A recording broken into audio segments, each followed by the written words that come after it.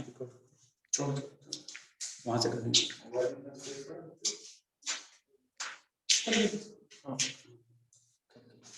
Good morning, students.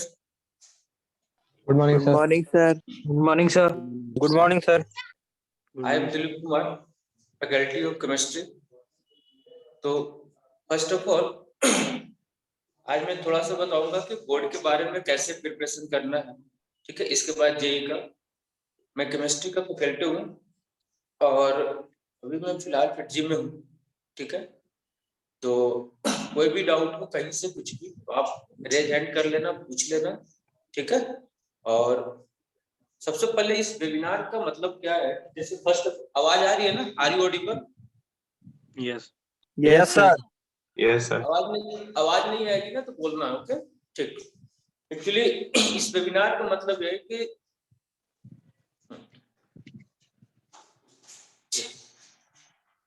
इस webinar का main target हम लोग को ये है कि जो भी बोर्ड एग्जाम से रिलेटेड क्वेश्चन होंगे उसको डिस्कस किया जाएगा। डिस्कस करने के बाद कहाँ कहाँ पे प्रॉब्लम होता है, फेस करना पड़ता है, उस पर हम लोग बात करेंगे, ठीक है। तो इस बार पेंडेमिक के कारण सिलेबस बोर्ड के हिसाब से रिड्यूस हुआ है, वो आप लोग जानते ही होंगे, ठीक है। तो सबसे पहले मान लो अगर अपना पोर्शन केमिस्ट्री का बात करते हैं तो केमिस्ट्री में 3 पार्ट है, तो फिजिकल, ऑर्गेनिक, इनऑर्गेनिक, ओके। तो फिजिकल केमिस्ट्री की बात करें तो सॉलिड स्टेट फर्स्ट चैप्टर हम लोग अकॉर्डिंग टू एनसीईआरटी आप सॉलिड स्टेट की बात करोगे, ठीक है। सॉलिड स्टेट में क्या होता है, जैसे आप कुछ लास्ट का पोर्शन जो है ना वो ओमिट कर दिया गया, ओके। लास्ट का पोर्शन ओमिट कर दिया गया, जैसे अगर मान लो सेमीकंडक्टर की बात करते हैं तो वो सब हटा दिया गया सिलेबस से, ठीक है। तो उसको पढ़ने की जरूरत नहीं है, मेनली फोकस करना है उस पे डेंसिटी का प्रॉब्लम, ठीक है। सबसे पहले क्या करना है, जैसे लास्ट स्टार्टिंग का फिजिकल का लास्ट चैप्टर, जैसे मान लो सॉलिड स्टेट हो गया, ओके। फिर सेकंड हम लोग हो गया solution, electrochemistry, chemical kinetics. 4 question, 4 chapter से एक न्यूमेरिकल आने की प्रोबेबिलिटी, ठीक है। और कहां से आएगा वहां पे जनरली मैं फोकस करूंगा। देखो मान के चलते हैं कि थोड़ा बहुत आप लोग स्टडी कर लिए होंगे, ठीक है। जैसे सॉलिड स्टेट की बात करते हैं तो सॉलिड स्टेट में सबसे पहले हम लोग बात करेंगे डेंसिटी का प्रॉब्लम, ठीक है। जैसे एक तुम लोग पढ़े होंगे density D = Z into M divided by A cube into Avogadro number, इससे क्वेश्चन आने की प्रोबेबिलिटी है। बात समझ में आ रहा है, ठीक है। तो इससे इस बार क्वेश्चन आने की प्रोबेबिलिटी है। इसके बाद वॉइड वगैरह नहीं पढ़ना, ठीक है। थोड़ा बहुत ऐसे देख लेना, जनरली उसको सिलेबस में नहीं के बराबर है, ठीक है। इसके बाद फिर तुम लोग पढ़ना डिफेक्ट पढ़ लेना थोड़ा बहुत, ठीक है। डिफेक्ट, इंटरस्टिशियल डिफेक्ट क्या होता है, शॉर्टकी डिफेक्ट क्या होता है, फ्रैंकल डिफेक्ट क्या होता है, वो सबसे क्वेश्चन पूछने की प्रोबेबिलिटी क्लियर है। तो सबसे पहले एक करके चैप्टर के जो इंपॉर्टेंट टर्म है मैं वो चीज बता रहा हूं, और बोर्ड एग्जाम में सिर्फ उसी को फोकस करना, ठीक है। ज्यादा है ना, ज्यादा टाइम हम लोग उसी को फोकस करेंगे, ठीक है।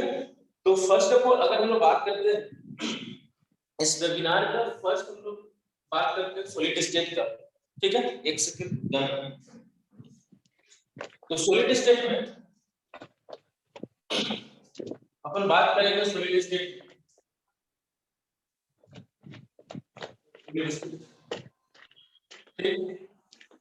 तो देखो सॉलिड का जो प्रॉपर्टी होता है उसको पढ़ने की कोई जरूरत नहीं है, वो सब कुछ जानता है। एग्जाम के पॉइंट ऑफ व्यू से बात करते हैं, ठीक है। जाके आप क्या करना, जैसे मान लो इसको याद रखना SBF। हेलो, आवाज आ रही है? No, sir. Yes, sir. हाँ ठीक, याद रखना, ठीक है। इससे 1 2 ठीक है। इसको हम बोलते हैं जेड का वैल्यू 1 हो जाएगा, ओके, ठीक है। इसके बाद जेड का वैल्यू 2 हो जाएगा और इसके कॉरस्पॉन्डिंग जेड का वैल्यू 3। एस मतलब होता है सिंपल क्यूबिक, ठीक है।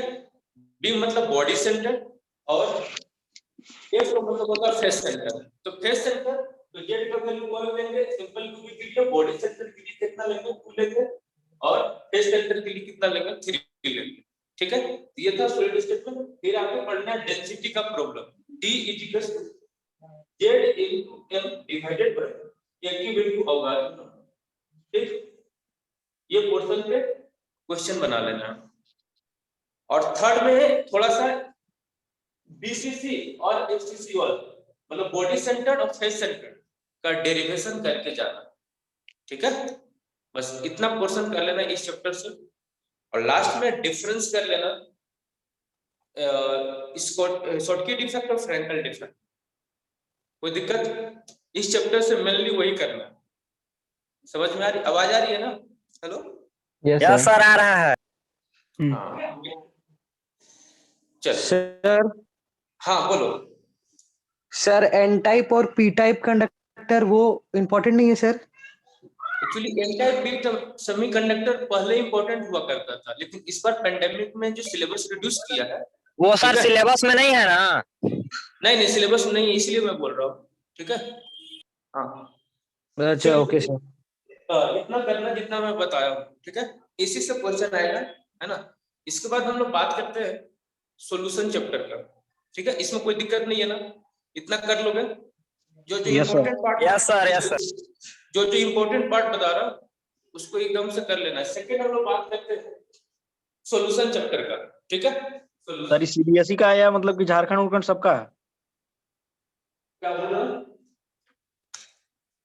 हेलो? बोल रहे सर झारखंड बोर्ड का है या सीबीएसई ओबीसी सबका है सर? सबका बात हो रहा है, सबका। ठीक है, झारखंड बोर्ड में बेसिकली क्या है ना कि यही सब क्वेश्चन आएगा, ऐसा कुछ नहीं है उसमें। ठीक है, और जाके आप सिंपल देख लो। मेनली सीबीएसई की जो बात कर रहे हैं, सीबीएसई से क्वेश्चन नहीं छूटेगा।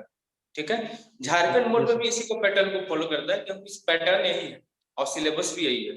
ठीक, अब हम लोग बात करते हैं सॉल्यूशन का। सेकंड हम लोग बात करते हैं सॉल्यूशन फिजिकल का। और कीप इन माइंड, एक बार जरूर नोट कर लेना कि हर एक से एक न्यूमेरिकल आएगा 4 चैप्टर से। ठीक है, दूसरा हम लोग बात करते हैं सॉल्यूशन। सॉल्यूशन में अब डायरेक्ट स्टार्ट करना कोलिगेटिव प्रॉपर्टी। ठीक है, कोलिगेटिव प्रॉपर्टी डायरेक्ट स्टार्ट करना। बात समझ में आ रहा है? डायरेक्ट कोलिगेटिव प्रॉपर्टी अपन स्टार्ट करेंगे। और कोलिगेटिव प्रॉपर्टी में जैसे तुम लोग पढ़े होंगे, फर्स्ट हम लोग पढ़ेंगे आरएलवीपी पढ़े होंगे, relative lowering of vapour pressure. बात समझ में आ रहा है? Relative lowering of vapour pressure. ठीक है, दूसरा होता है एलिवेशन ऑफ बॉइलिंग पॉइंट। क्या होता है? Elevation of boiling point, elevation of boiling point. ठीक है, थर्ड होता है depression of freezing point, depression of freezing point. और फोर्थ होता है osmosis and osmotic, osmotic pressure. तो osmosis and osmotic pressure 4 colligative property कर लेंगे अच्छे से, और सबका एक एक न्यूमेरिकल जरूर देख के जाना। ठीक है, तो और इस पैटर्न को फॉलो करके मान लेते हैं RL relative lowering of pressure है या एलिवेशन ऑफ बॉइलिंग पॉइंट। तो एलिवेशन ऑफ बॉइलिंग पॉइंट क्या होता है? जैसे डेल्टा टीबी, जैसे क्या होता है टीबी माइनस टीबी नॉट, ये फार्मूला करके लेना। ठीक है, इस पे न्यूमेरिकल। और यहां से पढ़े होंगे कि delta TB equal KF into, ठीक है, केएफ इनटू एम। ये सब प्रॉब्लम जो है ना, एक न्यूमेरिकल एक क्वेश्चन कर लेंगे। ठीक है, तो आरएलवीपी सबका एकक। इसके बाद ध्यान देना है, लास्ट का जो क्वेश्चन है क्वांटम फैक्टर। फिर से सुन लो, क्वांटम फैक्टर को मिलेगा आई। ठीक है, आई सिलेबस से हटा दिया है, इससे क्वेश्चन बनाने की जरूरत नहीं है। बात समझ में आ रहा है? Hello? Yes, sir. Yes sir. Solution chapter में क्वांटम फैक्टर से क्वेश्चन बनाने की जरूरत नहीं, इस बार सिलेबस रिड्यूस कर दिया गया। सिर्फ सिंपल सबका delta TB equals to KF into M, delta TF equals to KF into M, delta TB equals to KB into M. KB होता है मोलर एलिवेशन कांस्टेंट, या इसी को हम लोग बोलते हैं इब्लोरोस्कोपिक कांस्टेंट। ओके, तुम लोग पढ़ाई किए हो ना? और इसके बाद depression of freezing point, osmotic pressure, इस सबसे एक न्यूमेरिकल करके जाना एग्जाम के पॉइंट ऑफ व्यू से। ठीक है, बस इसके अलावा कुछ मत करना, सॉल्यूशन आएगा भी नहीं, ठीक है। थर्ड चैप्टर है इलेक्ट्रोकेमिस्ट्री। तो इलेक्ट्रोकेमिस्ट्री में आप लोगों को करना क्या है, इलेक्ट्रोकेमिस्ट्री में नस्ट इक्वेशन करके जाना, ठीक है, नस्ट इक्वेशन, इससे न्यूमेरिकल आएगा बाबू, न्यूमेरिकल करके जाना नस्ट इक्वेशन से, ठीक है। तो थर्ड चैप्टर में लेंगे Nernst equation. Nernst equation topic है बहुत बहुत इंपॉर्टेंट, पढ़े होंगे। इससे equals to E naught cell minus 0.059 by n log concentration of oxidation by concentration of reduction, ये सब आप पढ़े होंगे, ठीक है। उससे एक न्यूमेरिकल आएगा, फिक्स कर लो। इसके बाद थोड़ा सा पढ़े ना गैल्वेनिक सेल, है ना, गैल्वेनिक सेल का इक्वेशन, ठीक है। जैसे जो डेनियल सेल अपन बोलते हैं ना, डेनियल सेल, तो डेनियल सेल का डेफिनेशन कर लेना, जैसे Zn है, Zn से Zn2 प्लस जाएगा प्लस 2 इलेक्ट्रॉन, ओके। सर उससे प्रूफ करने के लिए आएगा, प्रूफ करने के लिए नहीं आएगा, ये इक्वेशन लिखने के लिए आएगा, बात समझ में आ रहा है ना। यस सर, एक नंबर में ऐसा क्वेश्चन आएगा, एक मिनट सुन, write down the equation of Daniell cell, ठीक है। तो क्या लिखोगे, Zn से Zn2 plus 2 electron, Cu2 plus 2 electron gets converted into Cu, दोनों इक्वेशन को कैंसिल कर देते हैं और जो नेट रिजल्ट आएगा Zn solid plus Cu2 plus aqueous gets converted into Zn2 plus aqueous plus Cu। तो आप इतना नहीं के लिखोगे ना, ये दोनों लास्ट ये इक्वेशन नीचे वाला याद रखना, Zn solid plus Cu2 plus aqueous Zn2 plus aqueous plus Cu solid, ये लास्ट इक्वेशन है। और इस इक्वेशन को बोलते हैं डेनियल सेल इक्वेशन, बहुत बहुत इंपॉर्टेंट, ठीक है। और नस्ट इक्वेशन से एक न्यूमेरिकल कर लेना, ठीक है। और फिर थोड़ा सा इक्विलिब्रियम से रिलेट करके देखना, है ना। इक्विलिब्रियम जैसे हम लोग पढ़े ना, इससे E naught cell में 0.0 log ऑक्सीडेशन बाय रिडक्शन, ये होता है नस्ट इक्वेशन, ठीक है। नस्ट इक्वेशन का इक्विलिब्रियम वाला भी करके जाना, बात समझ में आ रहा है। इसके बाद कुछ नहीं करने की जरूरत है, जो मेन क्वेश्चन है ना उसी को फोकस कर रहे हैं, ठीक है। इसके बाद ना अपना नोट्स होगा, तो एक बार खाली रीड कर लेना, लेकिन फोकस किस पे करना है वो मैं बता रहा हूँ, इसी से क्वेश्चन आएगा, ठीक है। And the fourth one is chemical kinetics, बहुत बहुत इंपॉर्टेंट है केमिकल काइनेटिक्स। तो सिर्फ याद रखना फर्स्ट ऑर्डर रिएक्शन पूरा अच्छे से करके जाना, बात समझ में आ रहा है, फर्स्ट ऑर्डर रिएक्शन, ठीक है। तो हाफ लाइफ पीरियड में नहीं आएगा सर, क्या बोल रहे हो, हाफ लाइफ पीरियड सर, मैं तो वही तो बोल रहा हूँ, फर्स्ट ऑर्डर रिएक्शन का मतलब पूरा करके जाओगे, उसमें हाफ लाइफ हो गया, एग्जांपल हो गया, है ना। फर्स्ट लाइफ का हाफ लाइफ करके जाना है, अभी मैं करा रहा हूँ, बता रहा हूँ, अभी टेंशन नहीं लो, सब बता रहा हूँ।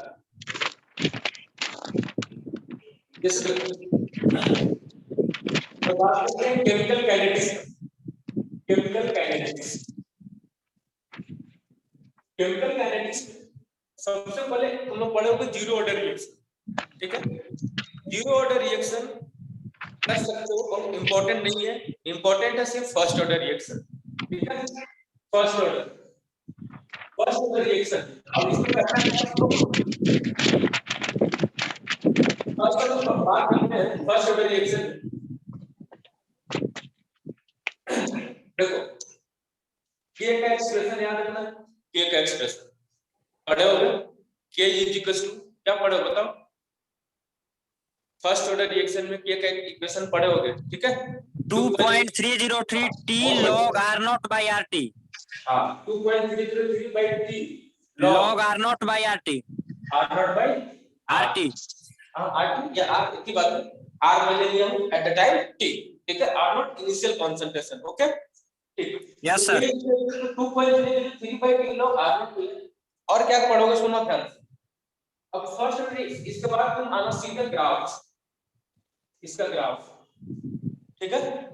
देखना एनसीईआरटी में ग्राफ बनाया होगा, ठीक है। तो एनसीईआरटी में ग्राफ बना, इसके बाद तुम फिर पढ़ना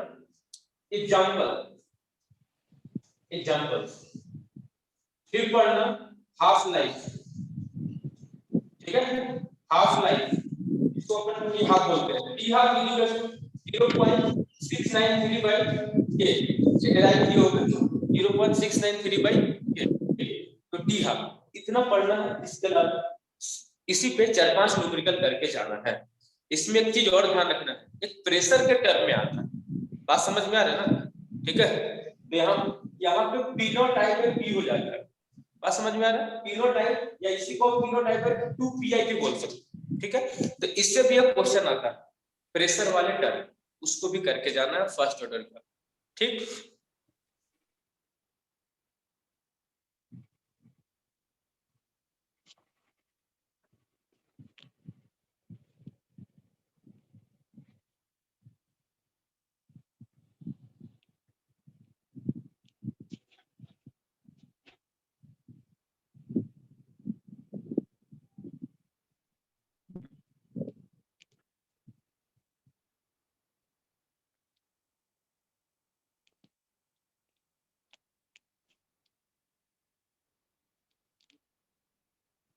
सर आवाज नहीं आ रहा है।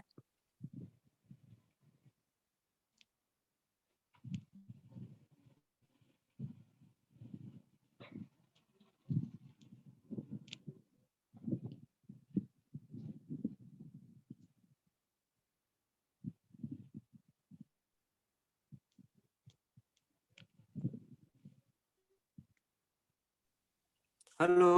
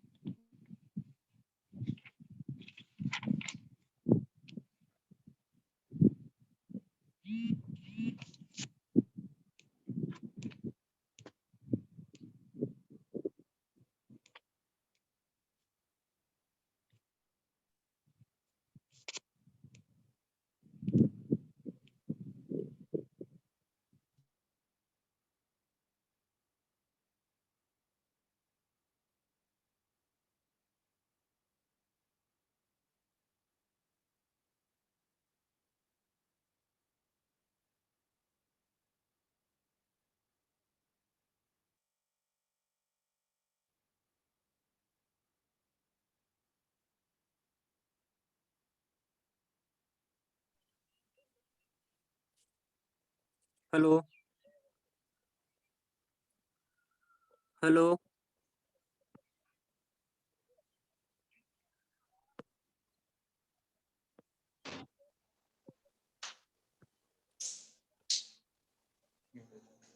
चलो है पार्टिसिपेंट है। चौथा बच्चा है। हाँ, हेलो हेलो। Yes sir. हाँ यस सर। सर। हाँ ठीक, वो टेक्निकल कुछ प्रॉब्लम हो गया था। आवाज आ रही है ना? Yes sir. Yes sir. Yes sir. हाँ ठीक, ओके ठीक। अब मैं क्या बता रहा था, फर्स्ट ऑर्डर है ना, फर्स्ट ऑर्डर रिएक्शन। अपन फर्स्ट ऑर्डर रिएक्शन में क्या क्या करना समझ में आ गया। के का एक्सप्रेशन ये बोलते हैं रेट कांस्टेंट, ठीक है। रेट कांस्टेंट का इक्वेशन कर देना, फिर ग्राफ पढ़ लेना, एग्जांपल जरूर पढ़ के जाना, हाफ लाइफ है और टी हाफ का एक्सप्रेशन से क्वेश्चन बना लेना। और एक देखना बुक में एनसीईआरटी एक क्वेश्चन होगा 99% वाला, ठीक है। Hello, yes sir. ये क्वेश्चन होगा एनसीईआरटी में 99% टी हाफ का क्वेश्चन होगा, ठीक है। उसको एक बार देख लेना है, करके जाना है। बात समझ में आया? इंपॉर्टेंट क्वेश्चन है। इसके बाद केमिकल काइनेटिक्स के बाद थोड़ा सा बात करते हैं, एक चैप्टर है जिसको बोलते हैं फिजिकल केमिस्ट्री में ही आता है, surface chemistry. Okay, surface chemistry में क्या होता है, जैसे एडजॉर्प्शन एब्जॉर्प्शन की बात करते हैं, तो एडजॉर्प्शन क्या होता है वो थ्योरेटिकल चैप्टर है, ठीक है। एडजॉर्प्शन पढ़ लेना है, एब्जॉर्प्शन पढ़ लेना है, ठीक है। सब छोटा छोटा डेफिनेशन पढ़ लेना है। एडजॉर्बेंट क्या होता है, मोल फ्रैक्शन इसमें नहीं adsorbent क्या पढ़ना है सर। क्या बोलो, मोलारिटी ये सब नहीं पढ़ना है सर। Molarity, normality. बिल्कुल नहीं, बिल्कुल नहीं, दूर दूर तक नाता नहीं है, बुक में लिखा हुआ है, क्वेश्चन नहीं आया, ठीक है, Yes, इसी से sir. आएगा क्वेश्चन, ठीक और है। Raoult's law sir. Rods law solution में रॉड्स लॉ इंपॉर्टेंट है, ऐसा नहीं बोल सकते हो कि नहीं है, लेकिन कोलिगेटिव प्रॉपर्टी देखो, एक बार नोट्स है तो सब एक बार देख लेना है, लेकिन इंपॉर्टेंट फोकस क्या करना है मैं उस पर बात कर रहा हूँ, ठीक है। Yes, sir. Rods law important है, हाँ। न्यूमेरिकल के पॉइंट्स ऑफ व्यू से मैं ज्यादा बताना चाह रहा हूँ, इससे न्यूमेरिकल आएगा एक एक से, ठीक है। अब अपन 4 चैप्टर बताए ना, 4 चैप्टर में एक तक न्यूमेरिकल आप फिक्स कर लो, एकदम आना ही आना है, ठीक है। और जहां से मैं बताया वहां से, ठीक है, हाँ, क्योंकि बोर्ड का कॉपी चेक करते हैं हम लोग तो पता चलता है ना, ठीक है, कहां से क्वेश्चन आ सकता है, इसीलिए बोल रहे हैं, ठीक है। हाँ, अब देखो, फिर अपन स्टार्ट करते हैं, जैसे एडजॉर्बेट कर लेना, adsorption, absorption, adsorbate, absorbent, definition कर लेना। कोलाइडल सॉल्यूशन क्या होता है उसको पढ़ लेना, ठीक है। इमल्शन क्या होता है उसको पढ़ लेना। इस चैप्टर में थ्योरेटिकल चैप्टर है, और एक एक्सप्रेशन मिलेगा तुमको जिसको जाके तुम पढ़ लेना, फ्रेंडली आइसोथर्म, फ्रेंडली आइसोथर्म जरूर से कर लेना, जो मैं बोल रहा हूँ उसको नोट करते चलो, फ्रेंडली आइसोथर्म, ठीक है, जरूर से पढ़ना है, ठीक है। एक एक्सप्रेशन होगा log x by m is equals to kp to the power 1 by n, okay. log x by m is equals to, ये पढ़ के जाना है, log x by m is equals to kp to the power 1 by n, ये expression आप पढ़ के जाना, ठीक है। और इसका ग्राफ भी पढ़ लेना, क्या करना, टेकिंग log बोथ साइड, ठीक है। तो यहां से बेसिकली जब log x by m है, ठीक है, x by m बेसिकली होता है x by m kp to the power 1 by n, और log ले लेना दोनों साइड से तो आ जाएगा। बात समझ में आ गया? तो एक्सप्रेशन बहुत इंपॉर्टेंट है, करके जाना, ओके। इसके बाद फिर हम लोग बात करते हैं कि एब्जॉर्प्शन, एब्जॉर्प्शन एक होता है फिजिकल एब्जॉर्प्शन, एक होता है केमिकल एब्जॉर्प्शन। तो फिजिकल एब्जॉर्प्शन, केमिकल एब्जॉर्प्शन, उसका डिफरेंस करके जाना, ठीक है, फिजिकल और केमिकल का। इसके बाद इसमें से और कुछ करने की जरूरत नहीं, इसी से क्वेश्चन आ जाएगा, ठीक है। सोल वगैरह के एक एनसीईआरटी में एक टेबल दिया हुआ है, वो टेबल थोड़ा पढ़ लेना, एग्जाम्पल थोड़ा सा देख के जाना, ठीक है, टेबल में कोई दिक्कत। और No, इसके sir. बाद एक चैप्टर होगा general principle of isolation and technique something करके, ठीक है, वो सिलेबस से हटा दिया है सर, ठीक है, उसको नहीं पढ़ना है। जैक बोर्ड वाले को आई थिंक, मुझे याद नहीं आ रहा है जैक बोर्ड में है कि नहीं है वो, लेकिन सीबीएसई से हटा दिया है, कंप्लीटली चैप्टर को रिमूव कर दिया है, ठीक है, हाँ, समझ में आ गया। देन आफ्टर देखो, सर फिर हम फेस लोग बात केमिस्ट्री में करते सर कैटालिस्ट को पढ़ना है। हाँ बोलो ना, क्या आवाज नहीं आ रहा, बोलो। सर फेस केमिस्ट्री में सर कैटालिस्ट को पढ़ना है। कैटालिस्ट पढ़ना है, ऐसा नहीं पढ़ना है कैटालिसिस, लेकिन ये जो इंपॉर्टेंट चीज बताया ना उसको खाली पढ़ना, ठीक है, समझ में आ रहा है ना। अब मान लेते एक बार रीड कर लोगे, केसीएलओ3 वाला कर लेना है ना, केसीएलओ3 के एग्जांपल दिया है एनसीईआरटी में, उसको पढ़ के चले जाना, ठीक है। अगर खूब मन है कैटालिसिस, ज्यादा डिटेल नहीं पढ़ना है कि पॉजिटिव कैटालिस्ट क्या होता है, नेगेटिव कैटालिस्ट, सब कोई जरूरत नहीं है, केसीएलओ3 वाला पढ़ के चले जाना, हो जाएगा, ठीक है। फिर बात करते हैं एक पी ब्लॉक एलिमेंट्स, ठीक है, और अब चलते हैं इनऑर्गेनिक केमिस्ट्री।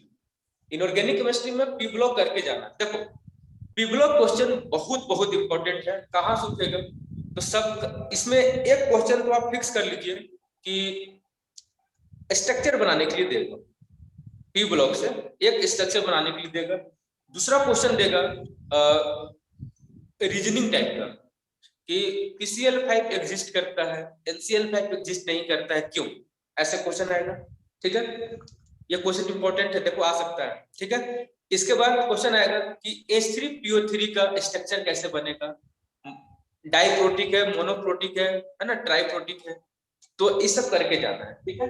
जैसे हम बात करते हैं पी ब्लॉक, पी ब्लॉक बहुत बहुत इंपॉर्टेंट है, ठीक है, इससे करके जाना। क्वेश्चन में करके जाना है रीजनिंग वाला, जितना भी रीजनिंग टाइप का क्वेश्चन हो ना वो करके जाना है, ठीक है। दूसरा बात हम लोग करते हैं पी ब्लॉक एलिमेंट्स पे रीजनिंग का क्वेश्चन करने के बाद, ठीक, इसमें कर लेना structure of oxo structure of oxoacids, ठीक। ऑब्जो एक्सिस का स्ट्रक्चर जैसे बात करते हैं, ये स्ट्रक्चर बहुत इंपॉर्टेंट है, H3PO2 H3PO3 H3PO4, ठीक। अब तो इसको बनाना है तो कैसे करेंगे, ट्रिक बता देते हैं, तुम लोग ऐसे जानते भी हो। देखो मान लो इसका स्ट्रक्चर बनाना है H3PO2 का, ओके। H3PO2 का स्ट्रक्चर बनाना है, सबसे पहले क्या करो, P डबल बॉन्ड को कनेक्ट करो, डबल बॉन्ड, ठीक है।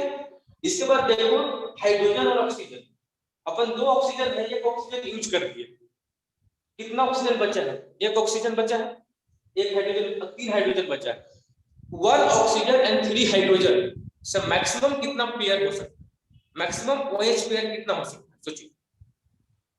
तुम्हारे पास एक हाइड्रोजन है, सॉरी 3 हाइड्रोजन है, एक ऑक्सीजन है, 2 ऑक्सीजन है, एक ऑक्सीजन ऊपर अटैच करा दिया, बचा कितना, एक ऑक्सीजन, कितना OH पेयर हो सकता है, सिर्फ एक OH पेयर हो सकता है, ठीक है।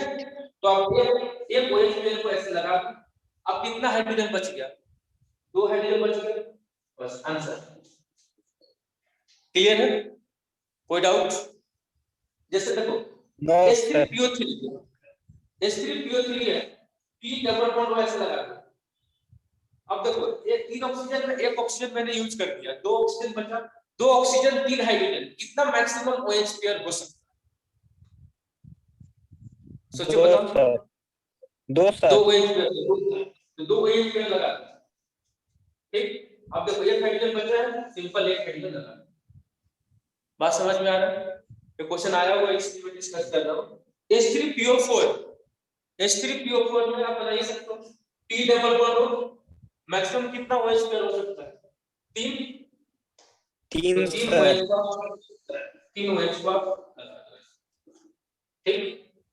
तो स्ट्रक्चर तो बना लो, कोई दिक्कत नहीं। अब इसमें क्वेश्चन आएगा कि मोनोबेसिक एसिड कौन है, डाइबेसिक कौन है, ट्राइबेसिक कौन है, तो क्या बताओगे, कोई आइडिया। जैसे बोलेंगे H3PO2 है, इसमें मोनोबेसिक एसिड है कि डाइबेसिक है कि ट्राइबेसिक, मोनो सर, मोनोबेसिक, कैसे बताओ, बताओ, नहीं होगा टेंशन मत लो, वैसा बताओ, बताओ, मैं जानना चाह रहा हूँ कि मतलब कुछ जानते हो कि नहीं। देखो देखो ये ऑक्सीजन क्या है, more electronegative atom, more electronegative atom से जो हाइड्रोजन अटैच है ना, वही हाइड्रोजन रिप्लेस होता है, ओके। मोर इलेक्ट्रोनेगेटिव एटम से जो हाइड्रोजन अटैच है, वही हाइड्रोजन क्या होता है, रिप्लेस होता है, तो ये हाइड्रोजन रिप्लेस होता है, तो जितना बाकी फास्फोरस हाइड्रोजन है, फास्फोरस हाइड्रोजन रिप्लेस हो नहीं सकता, तो एक वही हाइड्रोजन रिप्लेस होता है जो मोर इलेक्ट्रोनेगेटिव एटम से अटैच है। तो इसमें कितना हाइड्रोजन है मोर इलेक्ट्रोनेगेटिव से, सिर्फ 1, इसलिए number of replaceable hydrogen is equal to 1, that is called monobasic acid. ये है मोनोबेसिक एसिड, मोनोबेसिक एसिड, ठीक। इसमें मोर इलेक्ट्रोनेगेटिव से 2 हाइड्रोजन अटैच है, H3PO3 में, तो H3PO3 में ये होगा डाइबेसिक एसिड, डाइबेसिक एसिड, और ये कितना हो जाएगा, ट्राइबेसिक एसिड, क्योंकि 3 अटैच है वो नीचे, समझ में आ गया। तो बस कुछ नहीं करना है, सिंपल देखो यहाँ पे 4 ऑक्सीजन है ना, इसकी बेसिसिटी एक कम कर दो, 3 है तो 2 और 2 है, बस याद रखना, ठीक। इसके बाद क्वेश्चन आएगा PCl5 और NCl5, PCl5 एग्जिस्ट करता है बट NCl5 एग्जिस्ट नहीं करता है, क्यों, ठीक है। तो क्वेश्चन आएगा इंपॉर्टेंट है, PCl5 में वैकेंट d ऑर्बिटल प्रेजेंट होता है, फास्फोरस का इलेक्ट्रॉनिक कॉन्फ़िगरेशन निकालोगे ना तो वैकेंट d ऑर्बिटल रहेगा, लेकिन नाइट्रोजन में, नाइट्रोजन जो है ना सेकंड पीरियड का एलिमेंट है, तो नाइट्रोजन में वैकेंट d ऑर्बिटल प्रेजेंट नहीं होता है, इसलिए अपना वैलेंसी को एक्सटेंड नहीं कर पाता, बात समझ में आ रहा है, तो एक्सटेंड नहीं कर पाता, इसलिए इसकी क्या हो जाता है, H3PO3 सॉरी NCl5 एग्जिस्ट नहीं करता है बट PCl5 एग्जिस्ट करता है। NCl नाइट्रोजन की मैक्सिमम वैलेंसी 3 होता है, तो NCl3 जाता है, ठीक है। लेकिन यहाँ पे बात करते हैं फास्फोरस का 5 होता है तो PCl5 भी बना सकते हैं। क्लियर है? तो ऐसा ऐसा रीजनिंग वाला क्वेश्चन आप करके जाना, ठीक। इसके बाद फिर से सुनो, फिर क्वेश्चन आएगा वहां से जेनॉन फैमिली से, जैसे 18 ग्रुप का एलिमेंट जेनॉन का स्ट्रक्चर करके जाना। पी ब्लॉक में XgF2, XgF4, XgF6, ठीक है। बहुत बहुत इंपॉर्टेंट, इसको नोट करते जाना, इंपॉर्टेंट है। XgF2, XgF4, XgF6 का शेप, साइज, हाइब्रिडाइजेशन, स्ट्रक्चर सब कुछ याद रखना। जैसे XgF2 है तो XgF2 कैसे बनाओगे, बोलो। EF है, EF है। जेनॉन के वैलेंस शेल में कितना इलेक्ट्रॉन होता है? 8। 2 अपन यूज कर दिए, बोलो कितना लोन पेयर होगा इसमें, कितना इलेक्ट्रॉन बचा है? 6 मतलब कितना लोन पेयर बचा है? 3। तो 3 लोन पेयर बना। मत समझ में आ रहा है? अब इसको बोलेगा कि हाइब्रिडाइजेशन क्या होगा, हाइब्रिडाइजेशन बोलो, इसका हाइब्रिडाइजेशन क्या होगा, कोई बता सकते हो? तो number of sigma bond plus lone pair को काउंट करो हाइब्रिडेशन के लिए। हेलो, आवाज आ रही है? Hello hello, yes sir. मैं बोल रहा हूँ इसका हाइब्रिडेशन बताइए। Hybridisation number of sigma bond plus lone pair 1 2 3, 3 lone pair है और 2 बॉन्ड पेयर है, 2 सिग्मा बॉन्ड है, सिंगल बॉन्ड तो सिग्मा बॉन्ड, ठीक है। तो 5 हो गया, तो 5 हो जाएगा तो इसका हाइब्रिडेशन कितना हो जाएगा? sp3d। क्या हो जाएगा? sp3d। कोई दिक्कत? और जैसे ही sp3d होगा, अब दूसरा क्वेश्चन आएगा, स्टेप बताओ। स्टेप क्या बताओगे? तो स्टेप बताने का ट्रिक बता रहे हैं, ध्यान समझना। जो भी लोन पेयर है ना उसको ढक दो, लोन पेयर को ढक दो। ये कैसा दिख रहा है? लीनियर दिख रहा है, एक लाइन इधर एक लाइन इधर, लीनियर। इसका शेप क्या होगा? बोलो, लीनियर। तो ऐसे क्वेश्चन आएगा।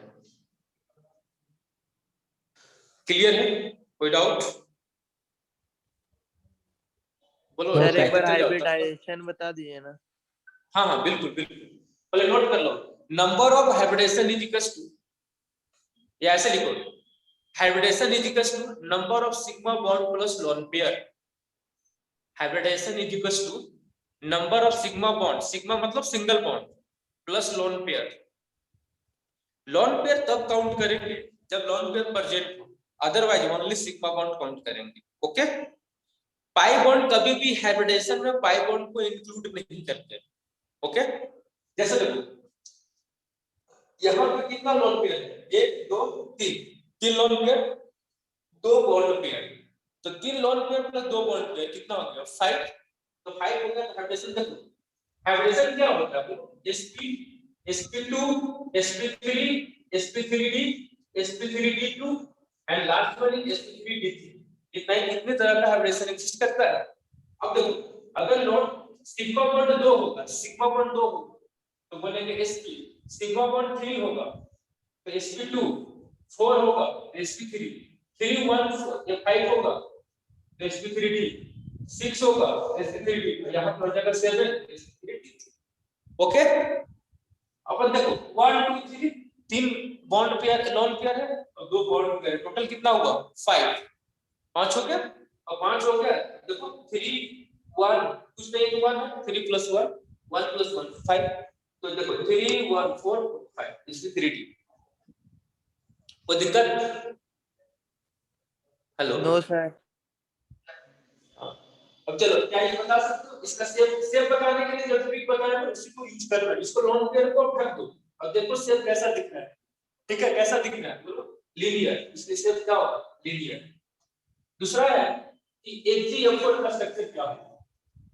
अब बना दोगे तुम लोग, कुछ नहीं करना है। HgF4 बताओ, फ्लोरीन कितना है? बोलो 4 है, तो 4 है तो 4 फ्लोरीन को अपन लगा दो ऐसे। ठीक है, बताओ 4 इलेक्ट्रॉन अपन यूज कर लिए, कितना इलेक्ट्रॉन बच गया? बोलो, 4 इलेक्ट्रॉन बच गया, 4 इलेक्ट्रॉन बच गया। 4 इलेक्ट्रॉन से कितना लोन पेयर बन सकता है? 2 बन सकता है, 2 तो 2 बना लो। ठीक, इसका हाइब्रिडेशन बताओ, हाइब्रिडेशन जल्दी से बता दो। 1 2 3 4 4 सिग्मा, 2 लोन पेयर, 6 हो जाएगा, यानी sp3d2। sp3d2 sp3d2 हाँ, अब शेप बताओ, शेप कैसे होगा? शेप कुछ नहीं करना है, देखो वही, इसको ढक दो, ठीक, इसको ज्वाइन करो तो कैसा दिखेगा? स्क्वायर दिख रहा है, स्क्वायर, ठीक है, इसको बोलते हैं स्क्वायर प्लेनर, स्क्वायर प्लेनर। कोई दिक्कत? बोलो फिर से शेप नहीं बताइए। सर। शेप फिर से बताएं। देखो ये एक GF4 है, इस चारों को ज्वाइन करो, कैसा दिख रहा है? 2 फ्लोरीन, 3 फ्लोरीन, 4था फ्लोरीन, सबको ज्वाइन करो और इसको हटा दो। क्या ये ऐसे नहीं दिख रहा है? इतना ध्यान, फिर से बता रहे, ये फ्लोरीन है, ये फ्लोरीन है, फ्लोरीन है, फ्लोरीन है, ये लोन पेयर ऊपर है, एक लोन पेयर नीचे। लोन पेयर को हटा दो, कैसा दिख रहा है तुम? स्क्वायर प्लेन है। दिख रहा है, इसलिए स्क्वायर प्लेनर बोलते हैं, क्योंकि चारों फ्लोरीन है ना एक ही प्लेन में लाई करता है, ठीक है। 4 fluorine atom lie on the same plane, that's why planar, and square shape का इसलिए square planar, okay. And hybridisation is sp3d2, okay. कोई दिक्कत? नहीं बोलो सर। बच्चा, सब इंपॉर्टेंट है, ध्यान रखना, ठीक है। नेक्स्ट XgF6 का स्ट्रक्चर, XgF6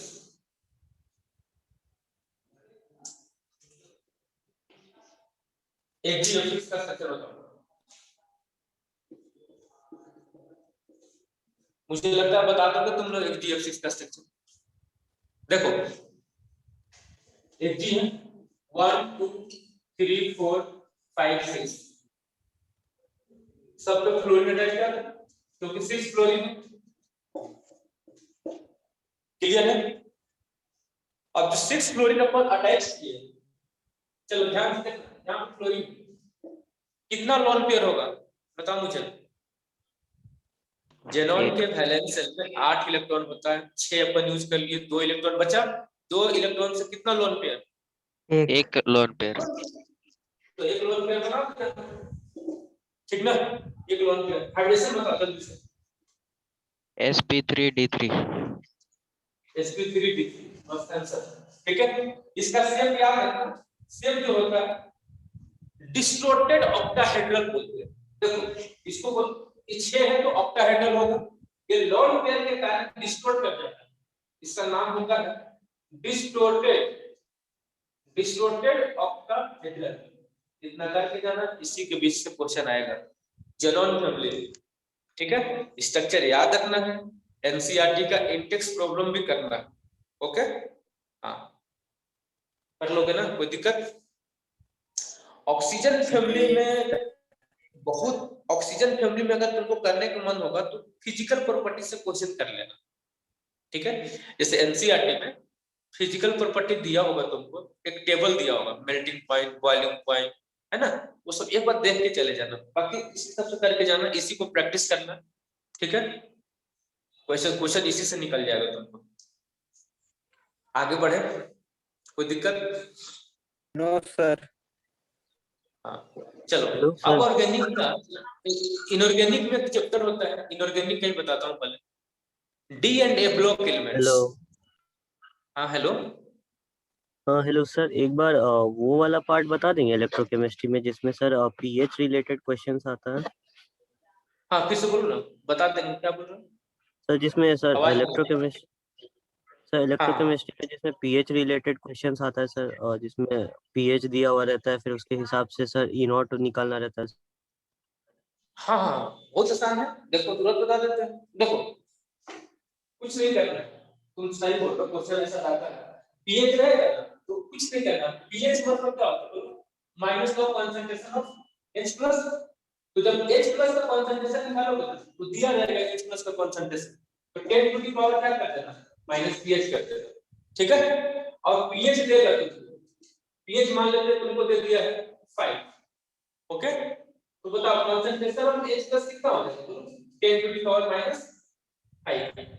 अब H प्लस का कंसंट्रेशन निकल गया ना, तो लगा दो इस cell is equal to E naught cell minus 0.059 by N log oxidation by reduction.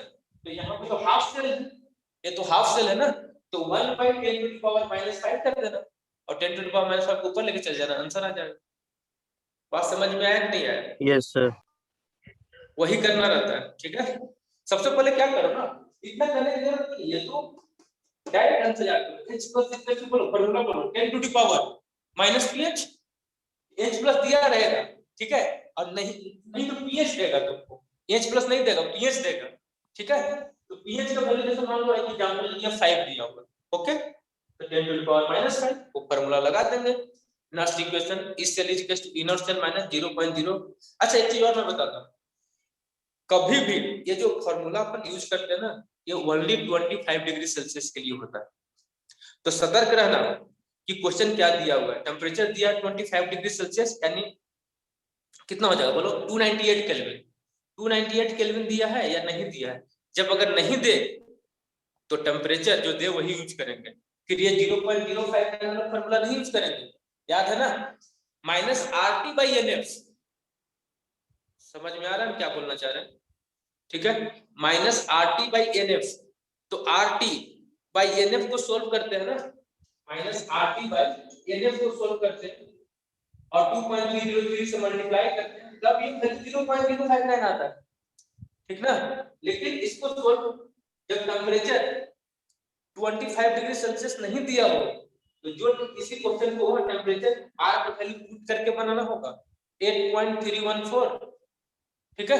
इसके बाद टेंपरेचर का वैल्यू लेना होगा और टेंपरेचर का वैल्यू लेकर जो देगा उसको सोल्व करना होगा। फैराडे का वैल्यू आप जानते हो 96500।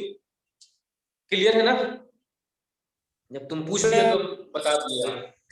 सर इसमें थर्ड लॉ को पढ़ना है कि नहीं? हाँ फिर से बोलो बोलो बोलो। सर फैराडे लॉ इसमें पढ़ना है कि नहीं? फैराडे लॉ ऑफ इलेक्ट्रोलाइसिस तुमको एक बार न्यूमेरिकल तो उसको आता है, न्यूमेरिकल तो उससे आता है, ठीक है। ऐसे फैराडे लॉ ऑफ इलेक्ट्रोलाइसिस हटा दिया है, बात समझ में आ रहा है। लेकिन देखो थोड़ा सा Yes, खाली sir. एक बार देख के चले जाना, बात समझ में आ रहा है ना। हाँ कुछ नहीं करना, Yes, ये sir. फार्मूला होगा W=ZIT/96500, ठीक। W=ZIT/96500, ये फार्मूला से न्यूमेरिकल करके चले जाना, ठीक है ना। मास वाला क्वेश्चन एनसीईआरटी का कॉपर सल्फेट वाला क्वेश्चन आएगा, ऐसे सुन लो। कॉपर सल्फेट का जो क्वेश्चन है ना उसको एक बार करके चले जाना, ठीक है। उसमें करंट दिया रहेगा, टाइम दिया रहेगा, उसका मास निकालने या बोलेगा अमाउंट ऑफ सब्सटेंस निकालना रहेगा, ठीक है। वो आप उस क्वेश्चन को करके चले जाना।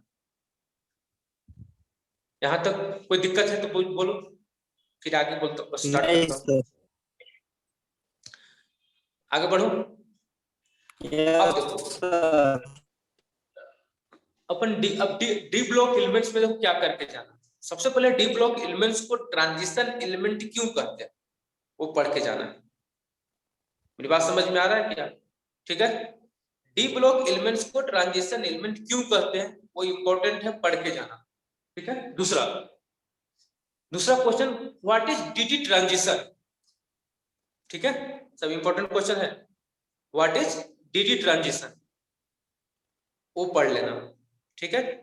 इसके बाद KMnO4 नोट करते चलो, KMnO4 K2Cr2O7 दोनों को प्रिपरेशन पढ़ के जाना। KMnO4 K2Cr2O7 both are most powerful oxidising agent, वो दोनों को प्रिपरेशन पढ़ के जाना। क्लियर है? इसके बाद डी ब्लॉक में तुमको बेसिकली एक रीजनिंग टाइप का क्वेश्चन होगा, ठीक है। और रीजनिंग टाइप का क्वेश्चन एक बार पढ़ के चले जाना, 2-4 क्वेश्चन, ठीक है। वैसे ज्यादा नहीं होता, ज्यादा रीजनिंग बी ब्लॉक से बनता है। तो ज्यादा क्वेश्चन पी ब्लॉक से बनाया जाता है, लेकिन डी ब्लॉक में KMnO4 K2CrP-O7 का प्रिपरेशन पढ़ के जाना है। ठीक है, इसके बाद तुमको अभी जो बताया है ना कि डीडी ट्रांजिशन किसको बोलते हैं, तो डीडी ट्रांजिशन एक बार देख के जाना है। क्लियर है? इसके अलावा इसमें कुछ भी पढ़ने की जरूरत नहीं है। आगे बढ़े। सबसे इंपॉर्टेंट है इनऑर्गेनिक का एक चैप्टर होता है जिसको बोलते हैं कोऑर्डिनेशन कंपाउंड। आवाज आ रही है बच्चा लोग? Hello, yes sir. Yes sir.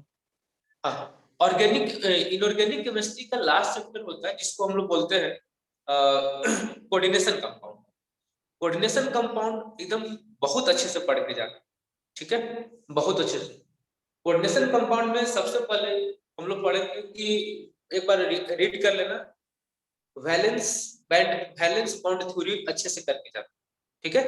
VBT theory पढ़े होंगे और CFT, ठीक है, तो CFT इस बार हटा दिया है, बात समझ में आ रहा है? नहीं, तुम लोग को नहीं हटाया, ICSE में हटाया, ठीक है। तो वैलेंस बॉन्ड थ्योरी और क्रिस्टल फील्ड थ्योरी दोनों पढ़ के जाना, ठीक। दूसरा क्वेश्चन आएगा, इसका नाम लिखने के लिए आएगा, हाइब्रिडेशन लिखने के लिए आएगा, ठीक है। इस तरह के क्वेश्चन आप करके जाओ। जैसे मान लो एक क्वेश्चन ऐसे रैंडमली दे रहा हूं कि इससे क्वेश्चन कैसे बनेगा। जैसे क्वेश्चन दे देगा K4FeCl का होल 6, ये मान लो कोई क्वेश्चन देती है कोऑर्डिनेशन कंपाउंड, ठीक। तो कोऑर्डिनेशन कंपाउंड में लिगेंड क्या होता है, सेंट्रल मेटल एटम क्या होता है, ठीक है, वो सब पढ़ के जाना है। कोऑर्डिनेशन स्क्वायर क्या होता है, कोऑर्डिनेशन नंबर कैसे निकाला जाता है, वो सब एक बार देख के चले जाएंगे, ठीक है। क्वेश्चन आएगा कि ये जैसे क्वेश्चन दे दिया, इसमें पूछेगा इसका शेप क्या होगा, हाइब्रिडेशन क्या होगा, इनर ऑर्बिटल कॉम्प्लेक्स बनाएगा कि आउटर ऑर्बिटल कॉम्प्लेक्स बनाएगा, ऐसे ऐसे क्वेश्चन करके एक ही में 1 2 3 4 क्वेश्चन एक ही रहेगा, इसमें 1 2 3 4 बना के दे देगा। 3 या 4 मार्क्स का क्वेश्चन, जितना क्वेश्चन होगा उसमें उतना मार्क्स का एक बना देगा, ठीक है। पहले इसका नोमेनक्लेचर आएगा, तो नोमेनक्लेचर कैसे लिखोगे? सबसे पहले इसको बोलते हैं, ब्रैकेट के बाहर वाले को बोलते हैं काउंटर आया। क्या बोलते हैं? Counter ion. If counter ion is present, then the naming start from the counter ion. Okay, तो फर्स्ट ऑफ ऑल यहाँ पे सबसे पहले ऑक्सीडेशन स्टेट निकालते हैं। साइनाइड जो होता है, साइनाइड का चार्ज होता है -1, ओके, तो -6, ये -6 + 4, तो -6 + 4 कितना होता है बोलो? पोटेशियम का +1 होता है, 4 पोटेशियम है तो +4 हो जाएगा, तो -6 + 4 कितना होगा? -2। तो न्यूट्रल का होगा +2, यानी सेंट्रल एटम का ऑक्सीडेशन निकालते हैं। अब आयरन का ऑक्सीडेशन स्टेट इस केस में कितना होगा? +2 हो गया। बोलो बात क्लियर है? इसके बाद नेमिंग करेंगे काउंटर आयन से, तो काउंटर आयन क्या है? पोटेशियम, तो लिखेंगे पोटेशियम। साइनाइड को कोऑर्डिनेशन कंपाउंड में साइनो बोला जाता है। साइनो क्या है? साइनाइड क्या है बोलो? एक लिगेंड है। लिगेंड अच्छे से पढ़ के जाना, इसको बोलते हैं मोनोडेंटेट लिगेंड। क्या बोलते हैं? मोनोडेंटेट लिगेंड, ठीक। इसको बोलते हैं पोटेशियम साइनाइड। पोटेशियम को बोलते अच्छे साइनाइड है, तो पोटेशियम हेक्सा साइनो। और ये आयरन के लिए वर्ड यूज करते हैं फेरेट। ये टी लगाते हैं क्योंकि ये जो चार्ज है ना यहाँ पे प्लस न्यूट्रल। हाँ सर, लिगेंड का 3 टाइप होता है, तीनों पर पढ़ के जाना है। हाँ, फिर से बोलो क्या बोल रहे हो? सर, लिगेंड का 3 टाइप होता है, तो सर तीनों को पढ़ के जाना है।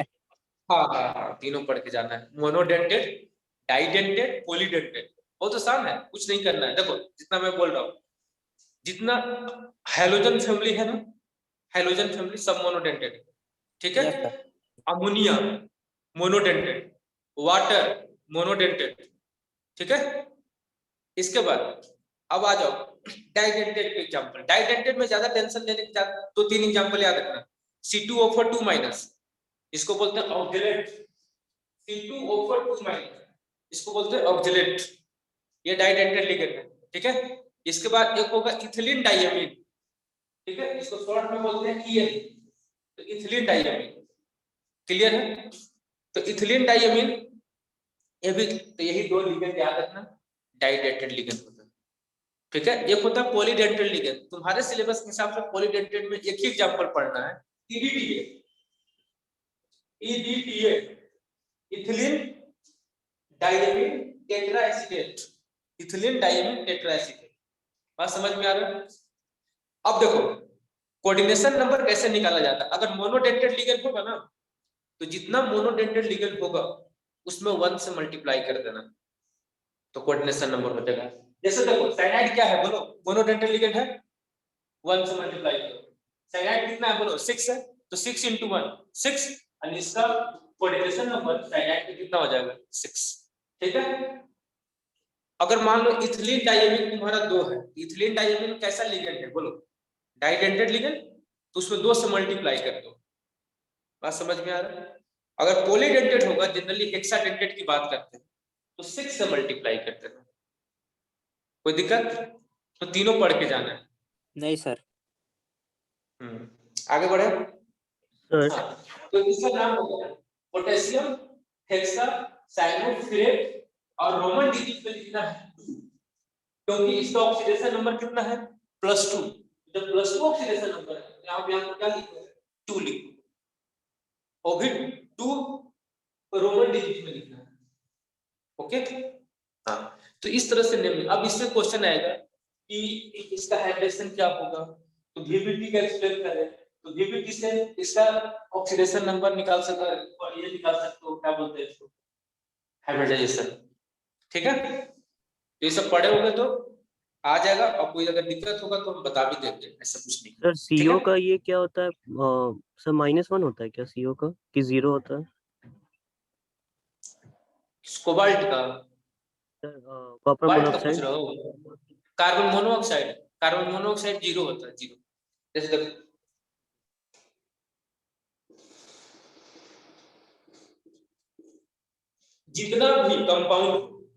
जितना भी कंपाउंड सबका ऑक्सीडेशन नंबर कितना होगा बोलो, 0।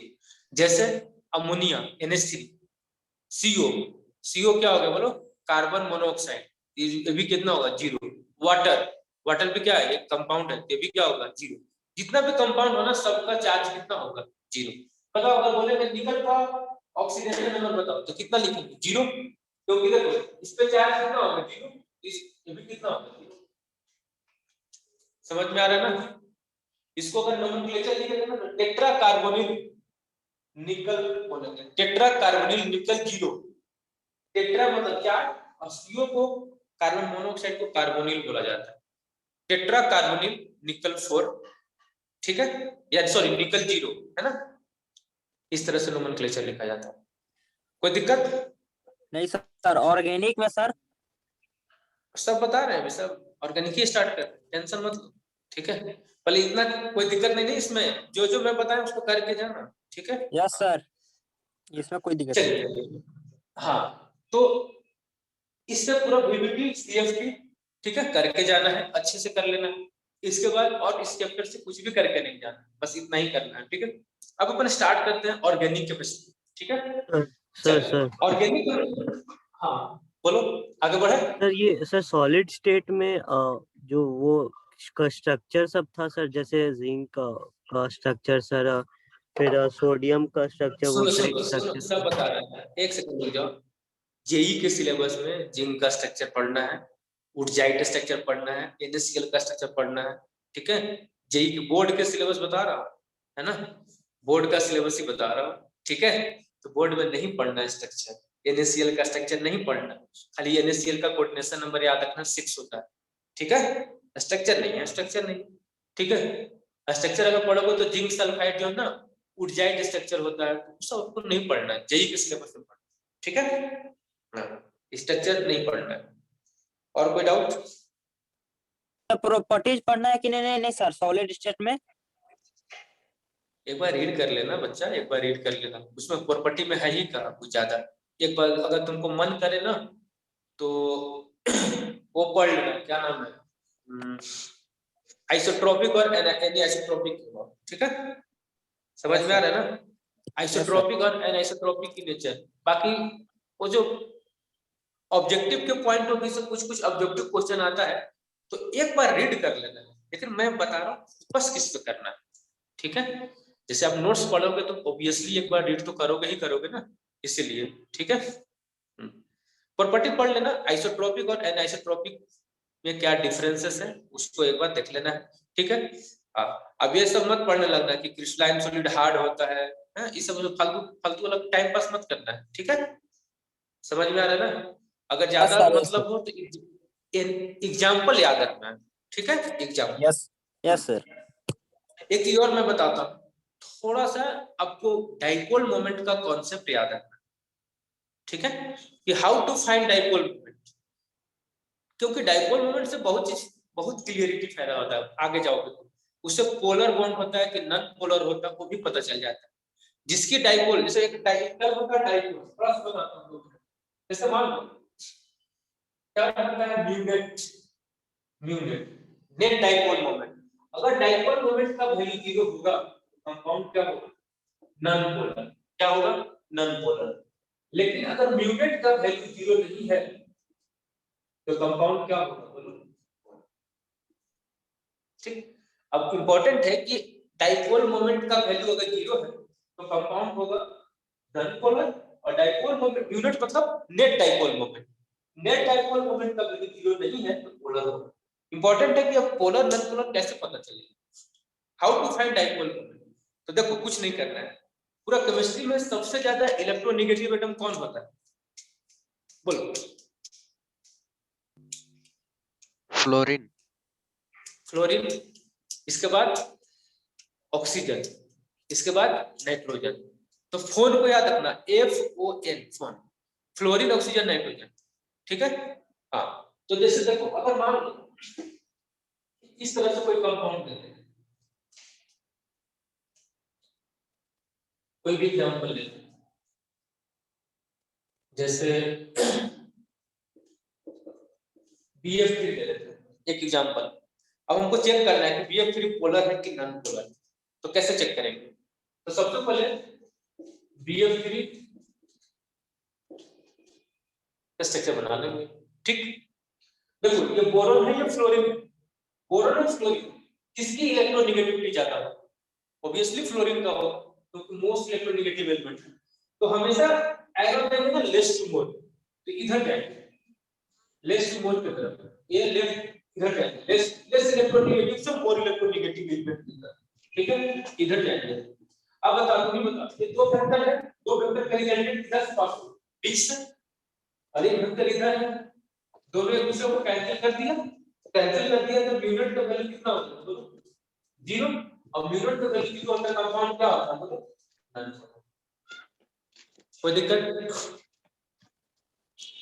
समझ में आया कि नहीं आया? Hello, yes sir. हाँ, तो इस तरह से डाइपोल मोमेंट निकालते हैं, उसका पोलर नॉन पोलर कैरेक्टर बताते हैं। ठीक है, एक बार करके जाना। अब हम लोग स्टार्ट करते हैं ऑर्गेनिक केमिस्ट्री। ठीक है, कि ऑर्गेनिक केमिस्ट्री में क्या क्या इंपॉर्टेंट है हम लोग के सिलेबस के हिसाब से। तो ऑर्गेनिक केमिस्ट्री में सबसे पहले हम लोग को चैप्टर है according to NCERT, haloalkanes and haloarenes. बोलो, इस चैप्टर का नाम है हेलो अल्केन्स हेलो एलिन्स। ठीक है, देखो इसमें करना क्या है, हेलो अल्केन्स हेलो एलिन्स में इसमें सबसे ज्यादा अगर इंपॉर्टेंट अगर होगा तो एक बार ना क्या करना, प्रिपरेशन पढ़ लेना। ठीक है, क्या पढ़ोगे, प्रिपरेशन, कि अल्कोहल से कैसे बनाएंगे हेलो एलिन्स, हाइड्रोकार्बन से कैसे बनाएंगे, ग्रिग्नार्ड एजेंट। कन्वर्जन आएगा कि नहीं इस बार? कन्वर्जन आएगा ना, ऑब्वियसली आएगा कन्वर्जन। ठीक है, तो कन्वर्जन तभी आएगा जब फिजिकल प्रॉपर्टी और केमिकल प्रॉपर्टी ऑफ प्रिपरेशन आपको अच्छे से आता हो। ठीक है, तभी कन्वर्जन बना पाओगे। कन्वर्जन एक से 2 क्वेश्चन कन्वर्जन आपको आएगा, 2 क्वेश्चन। ठीक है, दूसरी बात, इसमें एक प्रोसेस होता है हेलो एल्केन्स, जैसे हम लोग बनाते हैं, जैसे हेलो एल्केन्स, तो क्वेश्चन आएगा, ये वाला क्वेश्चन बहुत इंपॉर्टेंट है। एक है अल्काइल हैलाइड, ठीक है, और एक है ethyl halide. Alkyl halide nucleophilic substitution के लिए रिस्पांसिबल है, मतलब बहुत आसानी से कर देता है। लेकिन aryl halide nucleophilic substitution reaction नहीं कर पाता है, क्यों? ये क्वेश्चन आएगा। समझ में आ रहा है बात? ठीक है, इंपॉर्टेंट क्वेश्चन है, ध्यान रखना। एराइल हैलाइड या हेलो एरिन्स, एरिन्स मतलब बेंजीन एरोमेटिक कंपाउंड को कहा जाता है, ठीक है। तो हेलो एरिन्स न्यूक्लियोफिलिक सब्स्टिट्यूशन के लिए रिस्पांसिबल ज्यादा नहीं है, लेकिन अल्काइल हैलाइड ज्यादा होता है, ऐसा क्यों? ठीक है, तो देखो यहाँ पे ना इसका 2-3 रीजन दिया जाता है। यहाँ पे देखो ये लोन पेयर होगा हेलोजन के ऊपर, तो हेलोजन के ऊपर लोन पेयर होगा तो ये बॉन्ड इधर शिफ्ट होगा। अब जैसे ये बॉन्ड शिफ्ट होगा तो यहाँ पे तो डबल बॉन्ड बन जाएगा और यहाँ पे प्लस चला जाएगा। अब बताओ हेलोजन और कार्बन के बीच क्या आ गया? Double bond. तो partial double bond character present between halogen and carbon, that's why the removal of halogen atoms are very tough. अब हेलोजन एटम देखो न्यूक्लियोफाइल किसको बोलते हैं? जब ये हटेगा तब तो कोई सब्स्टिट्यूट होगा। अगर मान लो मेरे को सब्स्टिट्यूट कराना है ऐसे, मान लो कि मेरे पास न्यूक्लियोफाइल है N माइनस, न्यूक्लियोफाइल मतलब नेगेटिव चार्ज स्पीशीज, ये तभी सब्स्टिट्यूट होगा जब ये तब सब्स्टिट्यूट होगा ना जब यहाँ पे ये वाला लिफ्ट करेगा, ठीक है। तो इसमें क्या होता है ना कि यहाँ पे लिफ्ट नहीं करेंगे, डबल बॉन्ड रेजोनेंस के कारण डबल बॉन्ड बन जाता है, तो डबल बॉन्ड का क्लीवेज टफ हो जाता है, अब हटता नहीं, तो हटेगा नहीं तो न्यूक्लियोफाइल अटैच नहीं हो पाएगा। इसलिए यहाँ पर न्यूक्लियोफिलिक सब्स्टिट्यूशन रिएक्शन क्या होता है? कम होता है। लेकिन अल्काइल हैलाइड में कोई दिक्कत नहीं है, ये अल्काइल हैलाइड है, न्यूक्लियोफाइल आपको पता है halogen has best leaving group, ये जल्दी निकल जाएगा, न्यूक्लियोफाइल यहाँ अटैच हो जाएगा, ये बन जाएगा R-ADP, यहाँ पे आसानी से हो जाएगा क्योंकि रेजोनेंस नहीं है, कोई दिक्कत नहीं। ये क्वेश्चन इंपॉर्टेंट है, देख लेना एक बार, ठीक है। बोलो यहाँ तक कोई डाउट? क्वेश्चन रिपीट कीजिए ना। Halo elements are halo elements do not show nucleophilic substitution reaction but alkyl halides show nucleophilic substitution reaction. Why? ठीक है, फिर से बोलो, ये हो जाएगा।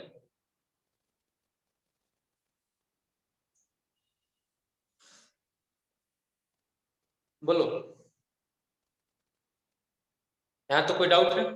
आगे बढ़ो। Yes sir. हाँ चलिए, तो हेलो एलिमेंट्स फिजिकल प्रॉपर्टी एक बार पढ़ लेना है। फिजिकल प्रॉपर्टी में सुनो, फिजिकल प्रॉपर्टी में सिर्फ न्यूमेरिक क्वेश्चन बना लेना, क्या बॉइलिंग पॉइंट का, ठीक है। बॉइलिंग पॉइंट आप देखो, बॉइलिंग पॉइंट का मूल मंत्र सिखाते रहे, हर एक क्वेश्चन में यूज होगा, कहीं भी बॉइलिंग पॉइंट का क्वेश्चन हो ना इतना ही यूज करना। देखो मॉलिक्यूलर मास बढ़ाओगे तो बॉइलिंग पॉइंट बढ़ेगा, पहला चीज, ठीक है। दूसरा वन वन वाल फोर्स बढ़ेगा तो बॉइलिंग पॉइंट भी क्या होगा? बढ़ेगा, ठीक है। थर्ड पॉइंट हाइड्रोजन बॉन्डिंग बढ़ेगा, हाइड्रोजन बॉन्डिंग इंक्रीज करेगा, बॉइलिंग पॉइंट आल्सो इंक्रीजेस, ठीक। इसके बाद सरफेस एरिया बढ़ेगा तो बॉइलिंग पॉइंट आल्सो इंक्रीजेस, ठीक। एक लास्ट लिख देता हूं, ब्रांचिंग बढ़ेगा तो बॉइलिंग पॉइंट डिक्रीज करेगा। ये 4-5 पॉइंट, इसी से सारा क्वेश्चन हर एक चैप्टर का ऑर्गेनिक का बन जाएगा। बॉइलिंग पॉइंट का क्वेश्चन, बॉइलिंग पॉइंट बढ़ेगा, मॉलिक्यूलर मास बढ़ेगा, बॉइलिंग पॉइंट बढ़ेगा, वन डर वाल फोर्स बढ़ेगा, बॉइलिंग पॉइंट बढ़ेगा, हाइड्रोजन बॉन्डिंग इंक्रीज करेगा तो बॉइलिंग पॉइंट आल्सो इंक्रीज करेगा, सरफेस एरिया बढ़ेगा, बॉइलिंग पॉइंट बढ़ेगा, एंड द ब्रांचिंग बढ़ेगा तो बॉइलिंग पॉइंट घटेगा। बस बात समझ में आ रहा है ना? कोई दिक्कत? ये इंपॉर्टेंट है, बॉइलिंग पॉइंट से क्वेश्चन आता है, इसलिए एक बार इसको देख लेना है, प्रैक्टिस कर लेना क्वेश्चन, ठीक। तो haloalkanes, haloarenes, conversion में लास्ट का तो कोई भी बुक होगा ना, अभी सबसे पहले क्या करना है, क्वेश्चन को सबको पढ़ लेना ऑर्गेनिक को, इसके बाद लास्ट में जो कोई भी रेफरेंस बुक होगा उसका दिया रहता है कन्वर्जन, तो कम से कम 20 से 25 कन्वर्जन आप करके चले, उसी बीच में से, नहीं तो ट्रिक बताते कन्वर्जन करने का सबसे बेस्ट तरीका। अब क्या करो कि 6 से 7 साल का क्वेश्चन का कन्वर्जन का जो प्रीवियस ईयर में पूछा है निकालो और नोट करो क्या क्या पूछा, उसी को करके चले जाओ। मेरी बात समझ में आ रहा है हम क्या कहना चाह रहे हैं? ठीक है, Yes, 6 sir. से 7 साल का क्वेश्चन कन्वर्जन का ओनली आप एक बार नोट कर लो और उसको सॉल्व करके चले जाओ, उसी से घूम फिर के वही क्वेश्चन आएगा। ठीक है, कन्वर्जन में ज्यादा दिमाग लगाने की जरूरत नहीं, क्योंकि Yes, 2 sir. क्वेश्चन आएंगे और उसी से आएगा। ठीक है, हाँ, बाकी प्रिपरेशन केमिकल प्रॉपर्टी यहाँ तो कोई दिक्कत नहीं है ना, आगे बढ़ सकते हैं। Yes, sir. ठीक है, सर अब ये हम लोग बात करते हैं। हाँ बोलो सर ये ना। पैराग्राफ टाइप क्वेश्चन सर आजकल मतलब न्यू पैटर्न के हिसाब से paragraph new type pattern question आते है, हैं। हाँ न्यू पैटर्न है, सर तो पैराग्राफ में क्या करेंगे सर तो उसमें पैराग्राफ। नया नया सर कॉन्सेप्ट ही दिखने लग जा रहा है। देखो एक्चुअली क्या मैं बता रहा हूँ, वो पैराग्राफ जेई वाला पैराग्राफ नहीं है, डरने की बात नहीं है। ठीक है, वो जो ऐसा पैराग्राफ है ना उससे क्वेश्चन है, उसी के आंसर उसी में छिपा हुआ है, बहुत आसान। जेई का पैराग्राफ नहीं है, ठीक है, और मेडिकल का। तो ठीक है, मतलब पैराग्राफ पढ़ने से उसी में आंसर रहेगा कि मतलब सर क्योंकि बुक से एकदम एकदम अलग लग रहा उसी में रहे, थोड़ा सा अलग रहेगा, लेकिन आपको पहले तो बुक पढ़ चुके हो ना, तो क्लिक कर जाएगा कि अच्छा ये आंसर होगा इसका। टेंशन लेने की बात नहीं है, पैराग्राफ तो आसान कर दिया। ठीक है, बहुत आसान कर दिया है पैराग्राफ। पैराग्राफ में टेंशन नहीं लो, ज्यादा दिक्कत है ऑब्जेक्टिव वाले में, क्योंकि ऑब्जेक्टिव में तुम सही बनाओगे तो मिलेगा, नहीं तो पूरा गलत ना हो जाएगा। सब्जेक्टिव में था कि उससे रिलेटेड आप लिखते थे तो हाफ मार्क्स मिल जाता। बात समझ में आ रहा है ना? ठीक है। एक है, असर्शन इसलिए रीजनिंग भी थोड़ा हाँ एसर्शन रीजनिंग वही। ठीक है, एसर्शन रीजनिंग, देखो एसर्शन रीजनिंग का बहुत ज्यादा क्वेश्चन नहीं है, लेकिन उसमें ना आपको करके जाना है। ठीक है, 2-4 क्वेश्चन आप पढ़े हुए रहोगे ना, जैसे ये सब थ्योरी तो पढ़े हुए ही ना, उसी से क्वेश्चन आएगा तो तुमको क्लिक कर जाएगा। और एक ना सैंपल पेपर आप खरीद लेना किसी भी मार्केट में जो भी आता होगा, क्योंकि वो लोग क्या किया है ना, न्यू पैटर्न पे सैंपल पेपर बना दिया।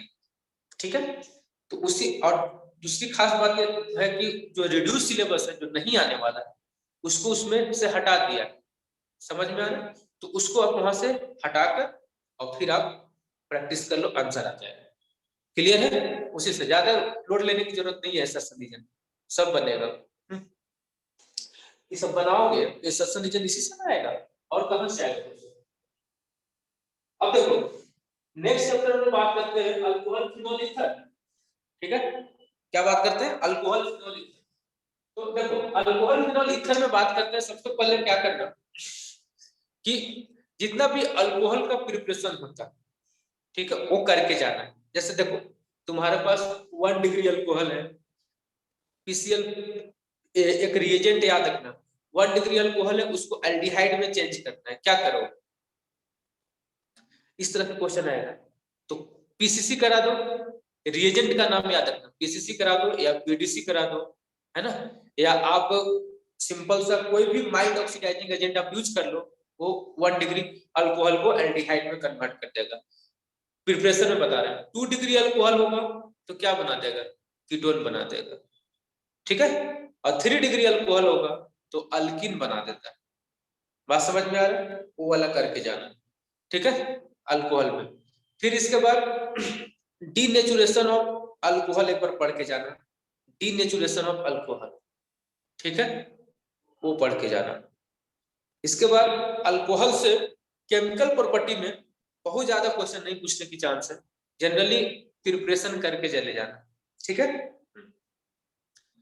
ईथर की बात करते हैं, सॉरी फिनॉल का। फिनॉल में डाउज प्रोसेस होता है, चाहे एक तुम लोग पढ़े होंगे। ठीक है, क्यूमीन से, क्यूमीन जो होता है ना आइसोप्रोपाइल बेंजीन, तो isopropyl benzene that is called cumene. तो क्यूमीन से आप प्रिपरेशन पढ़ाना फिनॉल को, वो पढ़ के जाना, बहुत इंपॉर्टेंट है। ठीक है, वो पढ़ के जाना। और सबका फिजिकल प्रॉपर्टी का बॉइलिंग पॉइंट का क्वेश्चन करके जाना, जो कॉन्सेप्ट भी बताती है ना। इसके बाद डाउज प्रोसेस करके जाना, फिर नेम रिएक्शन जो मैं बता रहा हूं उसको याद करके जाना, कोल्बे रिएक्शन, कोल्बे करके जाना, कोल्बे रिएक्शन, राइमर टाइमन रिएक्शन, आवाज आ रही है ना? Hello, yes sir. Kolbe reaction, Riemann टाइमन reaction, ये बहुत बहुत इंपॉर्टेंट है। अभी फिर से नोट कर लो, एकदम पक्का आएगा आएगा क्वेश्चन, ठीक है?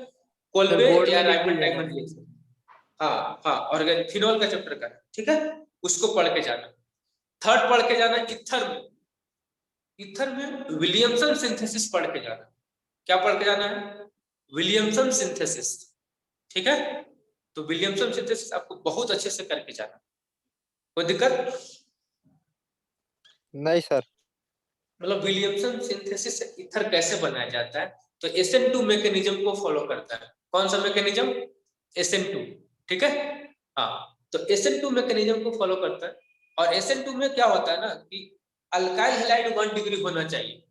और उसमें एक हम लोग ना विलियमसन सिंथेसिस में क्या करते हैं, सोडियम एल्को ऑक्साइड लेते हैं। क्या लेते हैं? Sodium एल्को oxide.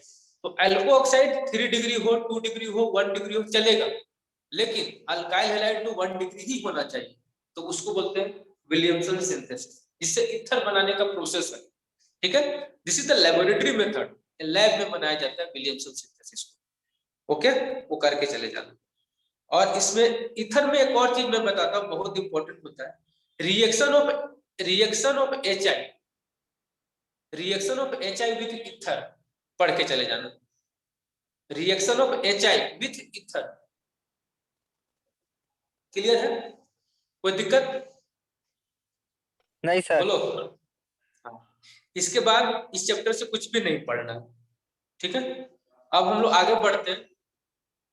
Aldehyde ketone carboxylic acid, बात समझ में आ रही है? Aldehyde ketone and carboxylic acid, third chapter of organic chemistry, aldehyde ketones and carboxylic acid, okay? तो एल्डिहाइड कीटोन कार्बोक्सिलिक एसिड में देखो, सबसे पहले इसमें सबसे पहले हम लोग बात करते हैं एल्डिहाइड का रिएक्शन। तो एल्डिहाइड और कीटोन एक साथ पढ़ना है, उसको बोलते हैं कार्बोनिल कंपाउंड। फिर से समझो, एल्डिहाइड और कीटोन को एक साथ पढ़ना है, मतलब एल्डिहाइड और कीटोन को कंबाइंड फॉर्म में कार्बोनिल कंपाउंड बोला जाता है, और कार्बोक्सिलिक एसिड को अलग से पढ़ना है, ठीक है? उसमें साइनोहाइड्रिन का रिएक्शन पढ़ के जाना, साइनोहाइड्रिन का रिएक्शन, ठीक है? सोडियम बाइसल्फाइड का रिएक्शन पढ़ के जाना, सोडियम बाइसल्फाइड का, ठीक है? 2 चीज पढ़ लेना है। इसके बाद Cannizzaro reaction, aldol condensation, note कर लो, बहुत बहुत इसको छोड़ना ही नहीं, ये आएगा ही आएगा। Aldol condensation and Cannizzaro reaction आपको बहुत अच्छे से करके जाना है, ठीक है? और क्रॉस एल्डोल, क्रॉस कैनिजेरो, बस इंट्रा वगैरह करने की जरूरत नहीं है। क्रॉस एल्डोल, क्रॉस कैनिजेरो, एक सेल्फ एल्डोल कर लेना, सेल्फ कैनिजेरो कर लेना, ठीक है? और फिर क्रॉस एल्डोल, क्रॉस कैनिजेरो, पूरा अच्छे से पढ़ के जाना। लिख रहे हो ना सब लोग? Hello, yes sir. हाँ, इसको नोट कर लो, इंपॉर्टेंट है, ठीक है? हाँ, चलिए अब आगे बढ़ते हैं, ठीक है? इसके बाद फिर एक पढ़े हो गए, अगर तुम लोग स्टडी किए होगे तो एक इस टाइप का रिएक्शन होता था, NH2 टाइप का, ठीक? ये वाला रिएक्शन NCERT से कर लेना, where Z equals to alcohol हो सकता है, समझ में आ रहा है? अल्कोहल ले लो, ठीक है? या N2H4 ले लो, हाइड्रोजन, ठीक है?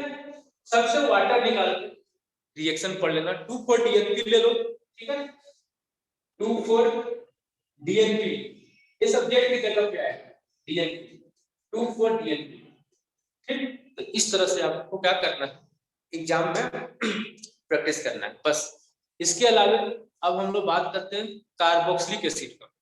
कार्बोक्सिलिक एसिड का एसिडिक स्ट्रेंथ पढ़ के चले जाना, फिर से समझो, कार्बोक्सिलिक एसिड से एसिडिक स्ट्रेंथ पढ़ के जाना, ठीक है? एसिडिक स्ट्रेंथ, और थोड़ा रिएक्शन यहीं से कन्वर्जन पूछने का चांस, और हाइड्रोलिसिस का रिएक्शन, ठीक है? जैसे अगर बात करते हैं मेरे पास कोई भी रिएक्शन है, ठीक है? तो अमाइड का हाइड्रोलिसिस करते हैं तो कार्बोक्सिलिक एसिड बनता है, ठीक है? इस तरह से हाइड्रोलिसिस का रिएक्शन आपको पढ़ के चले जाना, ठीक है? और एक कार्बोक्सिलिक एसिड का इंपॉर्टेंट रिएक्शन होता है नेम रिएक्शन है एच बी जेड, एक बार एनसीईआरटी जाके पढ़ लेना, एच बी जेड हेल हुनहार्ड इलास्की इसको फुल फॉर्म होता है, ठीक है। ये नेम रिएक्शन है, उसको पढ़ के चले जाना, इसके अलावा कुछ नहीं पढ़ने की जरूरत है। कोई दिक्कत यहां तक बात बोलो? नहीं सर। हाँ, तो अल्डिहाइड कीटोन कार्बोक्सिलिक एसिड से एसिडिक स्ट्रेंथ थोड़ा ढंग से पढ़ के चले जाना, ठीक है।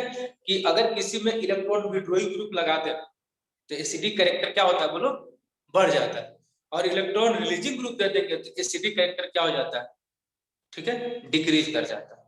All alkyl group show plus I effect, और प्लस आई इफेक्ट से एसिडिक कैरेक्टर डिक्रीज करता है, और माइनस आई माइनस एम से एसिडिक कैरेक्टर क्या होता है, इंक्रीज करता है। तो इसको फोकस कर लेना है थोड़ा, ठीक है। इसके बाद थोड़ा सा और मैं बताता हूँ, नया चैप्टर है अमाइंस, ठीक है। नाइट्रोजन कंटेनिंग कंपाउंड्स में अमाइन चैप्टर आएगा। अमाइन चैप्टर से आपको करना क्या है, बेसिक स्ट्रेंथ पूरा अच्छे से पढ़ लेना है, गैसियस फेज में और सॉल्यूशन फेज में, नोट कर लो ये सब अमाइन चैप्टर से, ठीक है। बेसिक कैरेक्टर बहुत अच्छे से पढ़ के जाना है, ठीक है, बहुत अच्छे से, है ना, वो आने का ज्यादा प्रोबेबिलिटी है अमाइंस का, ठीक है। बेसिक कैरेक्टर एक्वस में और गैसियस में डिफरेंट होता है, तो दोनों को याद करके चले जाना, ठीक है। बात समझ में आ रहा है? इसके बाद अमाइंस में और पढ़ना होगा तो थोड़ा सा पढ़ जाना, कार्बाइल अमाइन रिएक्शन, क्या पढ़ना है, कार्बाइल अमाइन रिएक्शन, ठीक है। इसके बाद हिंसबर्ग टेस्ट, नोट करते चलो, carbylamine reaction, carbylamine reaction. दूसरा पढ़ेंगे Hinsberg test, Hinsberg test, carbylamine reaction पढ़ के चले जाओ, हिंसबर्ग टेस्ट चले जाना, ठीक है। हाँ, ये सब इंपॉर्टेंट है, टेस्ट में भी काम आएगा और रिएक्शन लिखने के लिए भी आएगा तो आप काम आ जाएगा, ठीक है। बोलो, यहाँ तो कोई डाउट? नहीं सर।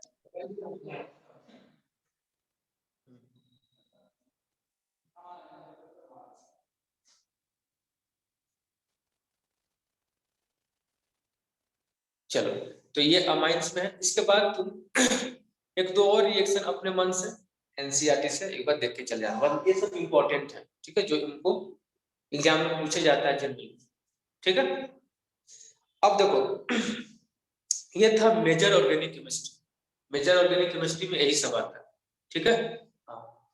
और एक और इंपॉर्टेंट है अमाइंस का रिएक्शन, हॉफमैन ब्रोमामाइड डिग्रेडेशन, इसको नोट कर लो, हॉफमैन ब्रोमामाइड डिग्रेडेशन रिएक्शन, ये 1 डिग्री अमाइन बनाने का एक मेथड होता है, तो हॉफमैन ब्रोमाइड डिग्रेडेशन रिएक्शन, बस इसके अलावा कुछ भी नहीं पढ़ने की जरूरत है, उतना पढ़ के चले जाओ और इसी को क्वेश्चन को बार बार प्रैक्टिस करो, ठीक है। अब एक बायोमोलिक्यूल्स आ गए, बायोमोलिक्यूल्स। अपन बायोमोलिक्यूल्स में क्या करना कि जैसे बायोमोलिक्यूल्स में तुमको कार्बोहाइड्रेट्स पढ़ के जाना, क्या पढ़ के जाना है, कार्बोहाइड्रेट्स, ठीक है। हाँ, कि ग्लूकोज का स्ट्रक्चर अच्छे से पढ़ के जाना है, ग्लूकोज का स्ट्रक्चर, ठीक है ना, D glucose, L glucose, glucose और फ्रुक्टोज का स्ट्रक्चर पढ़ के जाना। फिर इपीमर क्या होता है, एनोमर क्या होता है, वो पढ़ के जाना, इपीमर एनोमर क्या होता है, ठीक है, और ग्लूकोज का स्ट्रक्चर, ठीक है। फिर मोनोसैकेराइड्स किसको बोलते हैं, डाइसैकेराइड्स किसको बोलते हैं, ओलिगोसैकेराइड्स किसको बोलते हैं, पॉलीसैकेराइड्स किसको बोलते हैं, वो डेफिनेशन है छोटा छोटा, उसको पढ़ के चले जाना, ठीक है। और ग्लूकोज का इसमें फिर दूसरा चीज पढ़ के जाना, रिड्यूसिंग शुगर और नॉन रिड्यूसिंग शुगर, ठीक। जैसे जो टॉलरेंस टेस्ट और फेलिंग सॉल्यूशन जो देता है ना, उसको बोलते हैं रिड्यूसिंग शुगर, और जो टॉलरेंस टेस्ट और फेलिंग सॉल्यूशन शो नहीं करता है उसको बोलते हैं नॉन रिड्यूसिंग शुगर, तो अपन उसको पढ़ के चले जाना, बहुत इंपॉर्टेंट है, ठीक है। इसके बाद प्रोटीन पढ़ना, प्रोटीन, ठीक है। प्रोटीन में जैसे मान लेते हैं प्रोटीन है क्या, एक पॉलीमर है, किसका बोलो, अमीनो एसिड का, तो प्रोटीन में अमीनो एसिड का पॉलीमर का फॉर्म को प्रोटीन बोलते हैं, ठीक है। अल्फा अमीनो एसिड जनरली हम लोग यूज करते हैं। क्लासिफिकेशन थोड़ा सा देख लेना है, कौन कौन सा? Essential amino acid, non essential और सेमी इसेंशियल। जो बॉडी के द्वारा सिंथेसाइज होता है उसको बोलते हैं, ठीक है, नॉन इसेंशियल अमीनो एसिड, ठीक है। और आउटसाइड द बॉडी होता है उसको बोलते हैं इसेंशियल अमीनो एसिड। जो आउटसाइड और इनसाइड दोनों में होता है, कुछ बाहर से भी लेना पड़ता है, उसको बोलते हैं सेमी इसेंशियल अमीनो एसिड, ठीक। तो सब पढ़ के चले जाना, यही सब इंपॉर्टेंट था question. Fibrous protein, globular protein में डिफरेंस करके चले जाना। क्वेश्चन आएगा write down the difference between fibrous protein and globular protein. And the last question is denaturation of protein, बहुत बहुत इंपॉर्टेंट, नोट कर लो।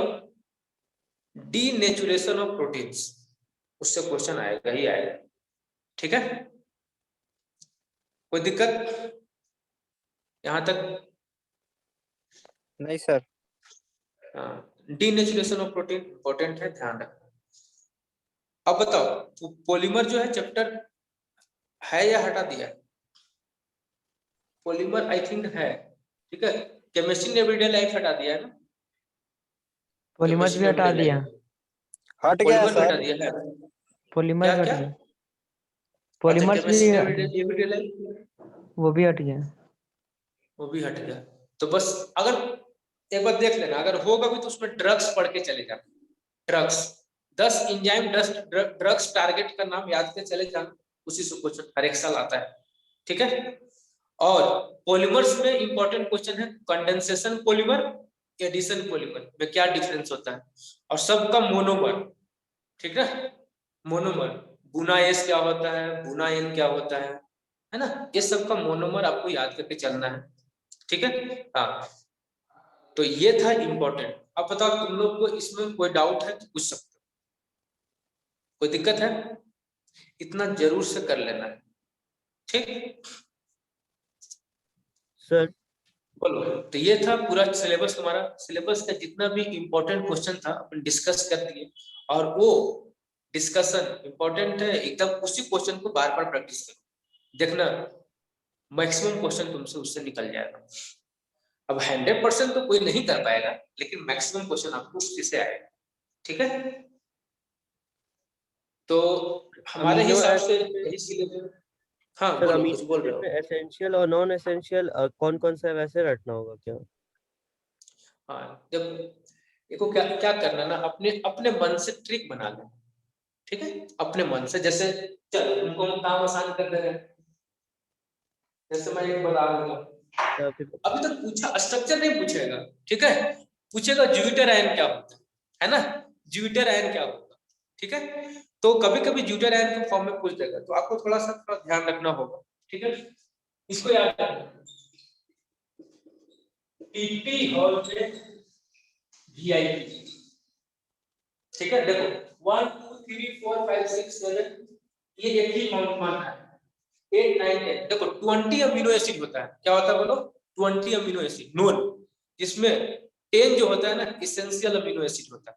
क्या होता है? इसेंशियल। इसेंशियल मतलब कि बॉडी से बाहर, मतलब बॉडी के अंदर सिंथेसाइज नहीं होता, आउटसाइड द बॉडी मिलता है, उसको बोलते हैं essential amino acid. Essential amino acid ये होता है 10 होता है, और 10 जो होता है ना नॉन इसेंशियल अमीनो एसिड होता है। और सुनना एक चीज और बता देता हूँ, 2 होता है इसेंशियल में 2, ठीक है, वो क्या होता है? Semi essential amino acid. Essential में ही 2 होता है, सेमी इसेंशियल, ठीक है। टी मतलब यहाँ याद रखना है, थियोनिन, टेट्राडिन, हिस्टामिन, है ना, एडेनिन, लायोसिन, लियोसिन, ठीक है। और ए भी जो होता है यहाँ से मिथोनिन, भी से वैलिन, आई से आयोन आइसोल्यूसिन, और पी से प्रोलिन, ठीक है। तो ये सब आप पढ़ोगे ना, तो ये ध्यान रखना, ट्रिक यही है, यूज कर लेना, आसान हो जाएगा। स्ट्रक्चर आपको याद रखने की कोई सर जरूरत सेमी कौन कौन सा है? क्या? इसमें सेमी सेमी जो है ना आर्जिनिन है, एक आर्जिनिन होता है। सेमी क्या होता है? एक इसमें लिखे हुए आर्जिनिन, और एक और है थियोनिन है शायद, एक बार देख लेना, आर्जिनिन और एक थियोनिन शायद, ठीक है। कोई दिक्कत यहां तक? बोलो। नहीं सर। तो कोई भी अगर डाउट होगा तो कांटेक्ट करना, है ना। और इस सेमिनार में अब हम सेमिनार को, कोई डाउट नहीं है ना, सेमिनार को अब थोड़ा एंड करने वाले हैं, ठीक है। और कहीं से कुछ भी दिक्कत हो तो आप संपर्क करना, हम लोग मैक्सिमम हेल्प करेंगे। तुम जितना बोलोगे उतना हम लोग तैयार हैं आप लोग के लिए, एग्जाम के पॉइंट ऑफ व्यू से भी, ठीक है। Yes, sir. Yes, sir. कहीं से कुछ भी डाउट हो तो म्यूनिसिपेशन टीम आपका जरूर हेल्प करेगा, और हम लोग अपना टीम मेंबर आपको सपोर्ट करेंगे, ठीक है। और एग्जाम में अच्छे करो, यही हम लोग आपसे एक्सपेक्ट करते हैं, ठीक है। तुम लोग अच्छा करोगे, हम लोग का भी नाम अच्छा होगा, ठीक है। और जितना मैक्सिमम कोशिश होगा हम लोग हेल्प जरूर करेंगे एग्जाम के पॉइंट ऑफ व्यू से, ठीक है। तो Yes, yes, मैं sir. सेमिनार को एंड करूँ, आप लोग कोई दिक्कत नहीं है ना, एंड करूँ? Yes, sir. हाँ, चलो ओके बाय, हाँ ठीक है, थैंक यू वेरी मच, ठीक, Thank you, sir. Thank you, sir. Thank you, okay.